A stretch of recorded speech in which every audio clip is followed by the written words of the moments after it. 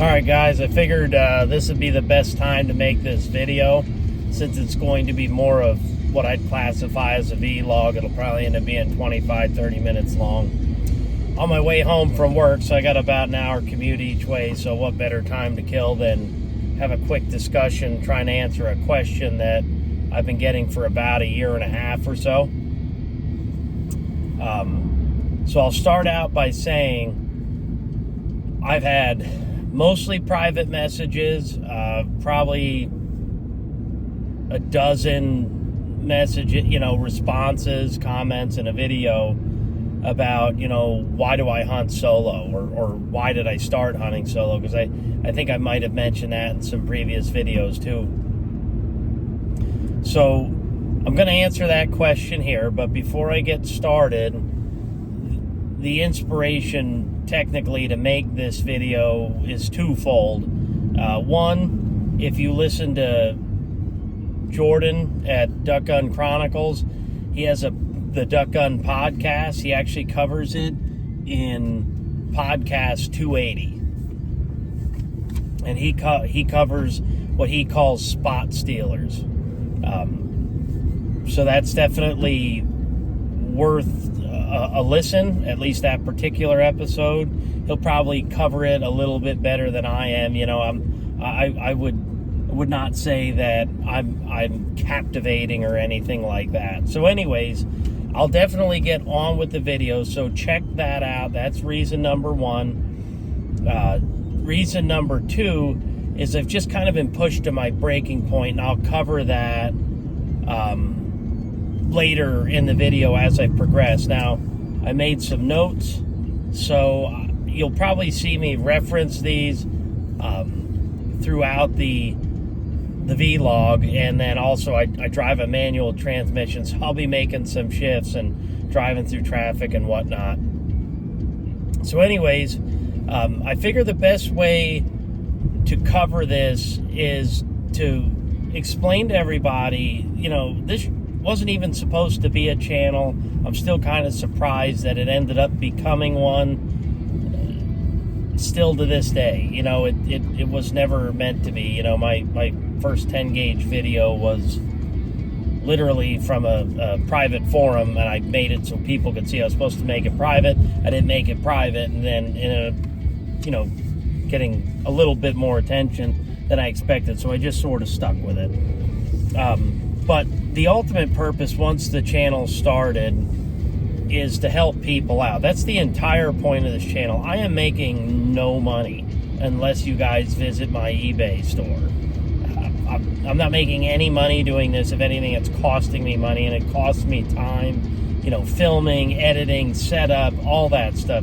So it really is an endeavor that's, kind of costing me money, but I'm doing it because I get a lot of positive responses from folks about helping you out. You have data, you've had success with the loads I've shown, and that kind of thing. And that's kind of a big deal to me, and I like hearing that, and I like helping people out. That's the type of person I am. So, now that the channel's even a thing, helping people out, that's first and foremost. That's not changing. Only recently did I really piss anybody off with that Beretta video. It's the first time I've lost subscribers. Thought that was kind of funny. I guess people just have really thin skin nowadays. So anyways, let's get on with it, and I figure the best way to get this started is just give a quick, brief history of how I even got into waterfowl hunting, and I mean quick, and then we'll get on with the topic. So I started waterfowl hunting about 07, 08, I don't remember, in Lancaster County, where I went to college. So I was hunting the lower Susquehanna, just above Maryland border. So that's what I did for a couple years, moved back home in end of 09, and a couple of the guys I went to high school with, one of them I even went to college with, were field goose hunting. So I ended up joining them and getting into, waterfowl even deeper. By the next year, two of us, of our whole group, one of them being me, got boats and started hunting lakes, rivers, big ponds, but we call them lakes here in Pennsylvania, but they're electric only kind of thing. It's about the closest thing you'll find to marshland here on the eastern side of the state. They tend to be real swampy, that kind of thing.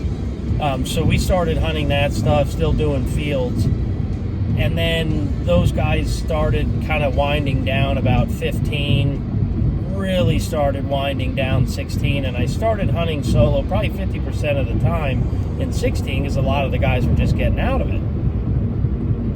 So anyways, 2017, I had a family member move back to the eastern side of the state, and he used to hunt waterfowl in the western side of the state. And I told him, I said, hey, come with me. I have all the equipment. I've got all the gear. I have the spots. I really just need, a partner, so to speak. That's pretty much it. Just bring your license, a gun, shells, and waders, man. I mean, you don't really need anything else. I'm ready to go. So anyways, we started hunting together 2017, hunted 18, 19, 20 together. And generally speaking, he was who I was hunting with most of the time. Now, I did actually take both of his younger sons off and on here and there. I think I kind of helped get them into duck hunting a little bit as well. I'm not sure if they're both still doing it, but nonetheless, I probably did help out in that category a little bit as well. The occasional maybe taking a friend or my brother or dad just once in a while, but not a lot. It's mostly hunting with this one family member. So there was some sort of falling out, not entirely sure what the issue was, and it really doesn't honestly matter, to tell you the truth. Relationships come and go, jobs come and go. It's really not that big a deal. It's kind of the cycle of life. Who really cares? Just part your ways and be done with it. But there was a falling out in, end of 21, right? All right, whatever. No big deal. I'm back to solo hunting. Did it before. Who cares? Turns out this family member just went and got all of his own equipment, boat, he had a lot of decoys, probably added some, I'm sure, but went and got a boat and a means to hunt all of the spots that I showed him. So now, not only am I, potentially and sometimes competing with other hunters, which wasn't very often. A lot of the spots they had, I kind of classify as sort of like hidden gems. A lot of people didn't know about them. So now I have competition, right? And that went on, for 21, went on, 21 was terrible, by the way. It was absolutely awful. 21 was really bad, almost kind of wanted me to almost give it up, so to speak. I was getting so frustrated.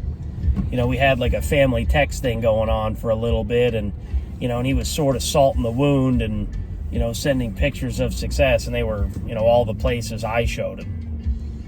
22, we didn't talk, but he's still beating up them spots. And then 23 this year, it's still going on, still to this day, still going on. And just recently, last week, see his vehicle there or whatever. Of course, he beats me there. I'm already way early and would beat anybody else.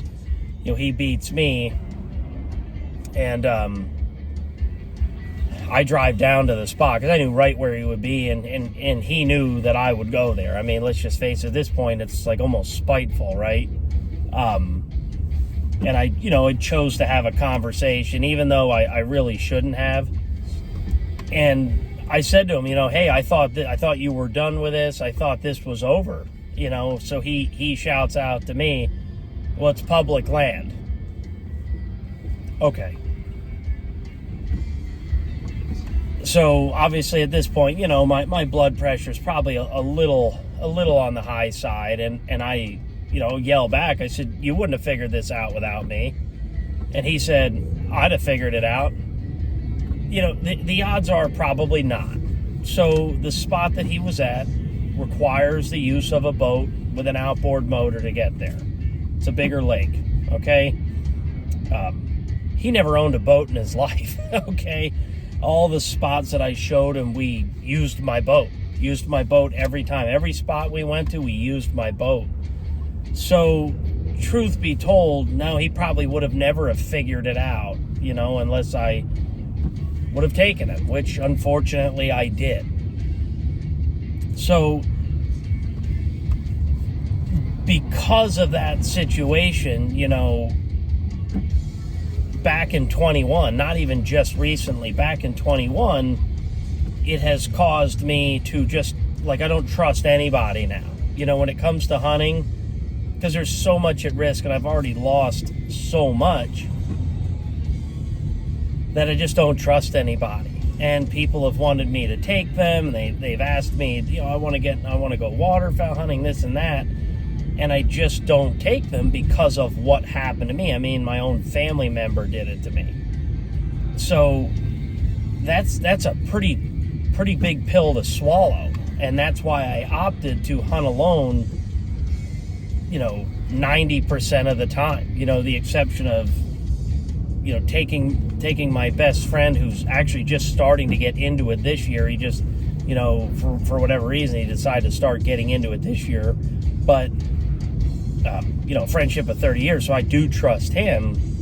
But, for the exception of maybe taking him a couple times, or my brother or dad or something, I'm not taking nobody, because of this situation. It's too much to risk. Where I'm living here in the eastern side of Pennsylvania, you have to understand that we don't have buku amounts of public land to hunt. Waterfowl, that is. And even if we do have it, it doesn't mean it'll yield birds.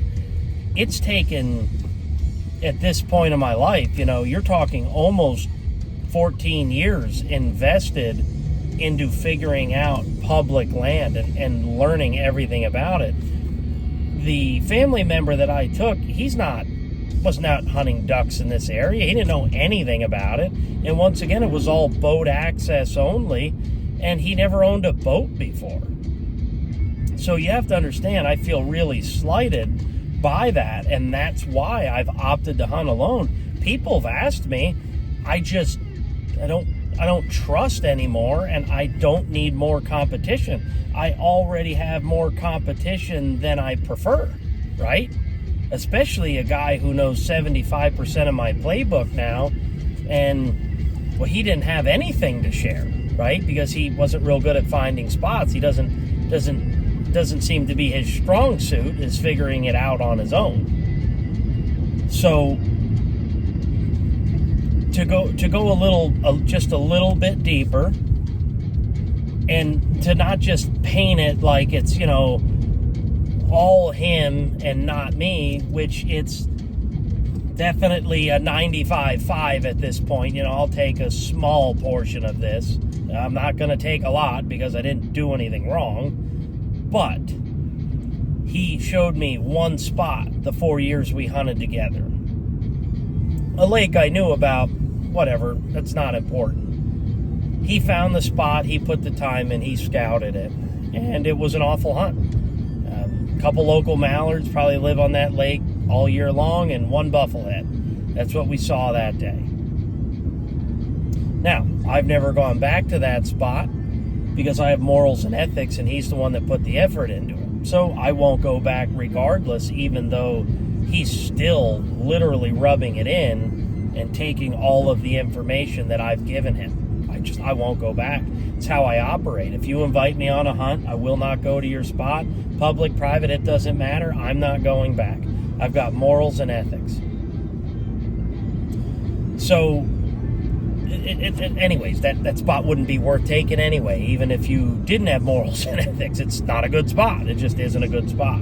Hence why he keeps going to the ones that I showed him, because, well, they're tried and true and proven. You know, I proved it to him, unfortunately. That's the route that I went. But the point I'm trying to make out of this whole video, and it's probably longer than it honestly needs to be, I wanted to tell this story because it's really, really important that you understand I hunt solo because of my situation. And the whole point of saying I want everybody to learn from my mistakes, or learn from some of the videos that I have, or maybe even help teach me. You know, at the end of the day, guys, I made a huge mistake. You know, I showed somebody with nothing everything that I know. Basically, 75% of the playbook. Okay, he knows. And it's a damn good playbook. You know, even with this warm weather, I've got 43 birds this season. That's not amazing. Certainly not good for you guys, you know, in the Midwest and that kind of thing. But out here, public land hunter, kind of a big deal. It'd probably be a whole lot more, too, if I wasn't competing against my relative. But with that being said, learn from my mistakes. And also, if you don't understand that if somebody invites you to a spot, public, private, doesn't matter, don't return. It's their spot. They're the ones that put the effort in to finding the spot, you know, finding the landowner, asking permission, that kind of thing. Don't return. And if you don't agree with what I'm saying, then unsubscribe. Give me a thumbs down. I really don't care. Be a moral, ethical hunter, right? This is one of the reasons that waterfowl, the community is so tight-lipped. And when people ask where to go, the responses on Facebook, people put stupid stuff, literally. Tell you, go try Mars. I hear there's water on Mars. It's that kind of thing. Nobody wants to share anything because of people like my relative. They're bad hunters, they're immoral, and they're unethical. So, and I know he's not the only person to do this. It really sucks it's family, but it is what it is. So, I want to cover a couple more things before I leave. So, being that this person is family, one of the only things he actually ever showed me that has any value would be hunting upper, you know, say northwestern Pennsylvania, okay? So any of you guys that are familiar with northwestern Pennsylvania, you're probably familiar with Northwest duck hunters. They're doing a heck of a job. They kept that style of hunting alive out there, so I really highly suggest you give them money like I do. It's kind of a big deal. They keep that going for you guys. You know, I'm lucky to get out there once a year at this point. But he used to live out there, and that's what he used to hunt. But, so, we used to go out there as well once a year, and now he showed me that. But, before you get too excited about giving him all the credit, saying you guys exchange spots, let me explain. That style of hunting out there is a blind system, okay? You do not need a boat. Hence how he was able to do it. Somebody else does all the work. They build all the blinds, you know. Hence why my relative did that type of hunting, right? You know, let everybody else do all the work. Build the blinds. In my case, show them all the spots. The point is, that style of hunting out there is totally different. It can be done with no boat. You don't need a vessel or anything like that for most of the spots. There are some boat access only and some boat only blinds, but at the end of the day, 95% of the blinds you can hit by foot, right? Not even a long walk. So we were going out there and hunting that together, right? So that was one of the only things he showed me. But now he oversells that, and I'll explain here in a second. I had a buddy that his wife went to pharmacy school out there, and he was the one that got me into goose hunting. Then the other guy we used to goose hunt with as well, he also went to pharmacy school there. So I already understood hunting in that area. I already knew what to do because we were talking about going out there when we were all hunting in a group, probably in the early, 20 teens. It just never came to fruition. We did go steelhead fishing, though. With that being said, he had told another family member that got back to me that the trade is even because he showed me northwestern PA duck hunting. Well, if I knew that was on the table, which it never was, there was, no discussion or anything, why would I give up all of my local spots that you have to figure out, or is it navigable water rules? Not. Is it in city limits, outside of city limits? Is it even legal to hunt in this area, this zone? You need to bring a blind. These aren't pre-made blinds. You need to have all my boats turn into blinds. That's how I hunt. So you actually have to figure it out the hard way where I hunt at home. We don't have a blind system out here. Not in your wildest dreams. Anywhere do you have a blind system. It doesn't exist. You have to figure out what's legal, not legal, how to do it, where to sit, based on wind conditions, all of that stuff. Water levels. Hunting out there, I'm not talking down to the blind system, but let's face it, it's a whole lot easier to figure out how to hunt there than it is here. You need lots of equipment to hunt here, generally speaking, at least the hunting I do. You need a lot of equipment out there. You really don't. You could just get a couple dozen decoys, a cheap shotgun, and you're good to go. So that was what he said is a fair trade. Now, obviously, that's just justifying his immoral, unethical hunting, right? Let's just face it. And that's part of what is wrong with hunting today, in fishing, whatever. Everybody wants success and pile pictures and that kind of thing, but they don't want to do the work. Hence why people steal spots. And if you listen to Jordan's podcast, he explains that he's seen friendships fall apart, years-long friendships. Families don't talk over stealing spots. And it's what I was trying to explain to another family member that I have. It's not about hunting, guys. It's about principle. It's just hunting is the avenue that this individual chose in my case, or what Jordan was referencing. It's not necessarily about hunting. You feel slighted, you don't trust people, and then what happens is now nobody's talking. You're not taking new hunters like myself. I'm not getting anybody new into it. And it's going to take me a long time to get over it.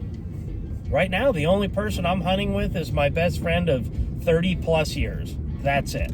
That's literally it. And because he's inexperienced, it's like taking a brand new guy. And honestly, I'd rather take him that I wholeheartedly trust 100%, brother from another mother, than I would take an acquaintance, or in my case, what happened with that family member. I trust my best friend, and at this point right now, that's all I trust. And I won't be taking anybody new for a long time. Guys, I don't have thousands of acres of public marsh or something like you might in Maryland or New Jersey or New York or Delaware. We don't have that here. And good spots are hard to, and I mean hard to come by. So that's, in a nutshell, guys, a couple things come out of this, right? One, you can choose your friends, but you can't choose your family. I learned that the hard way at 38 years old. What can I say to you? I'm imperfect, and I made bad decisions, and I wish I would have never formed a relationship with that guy, and I wish I would have never have taken him hunting, because now I'm suffering. Number two, if you are invited to a spot, do not return to that spot. Do not. Absolutely do not. Odds are, if you hold up to that, you'll get invited back. Who knows? Maybe you even end up hunting with that group again, and you end up forming a relationship. You end up hunting with a group of guys then, and you end up having all their spots, and maybe you could show some of their spot, you could show some of yours, and you all collaborate. Because you know what? You make a better team in a group than you do running solo, like myself the last couple of years. It's a lot tougher, man. Setup is hard, takes longer. I mean, it's nice I only have to rely on myself most of the time, but at the end of the day, you make a better team in a group than you do solo.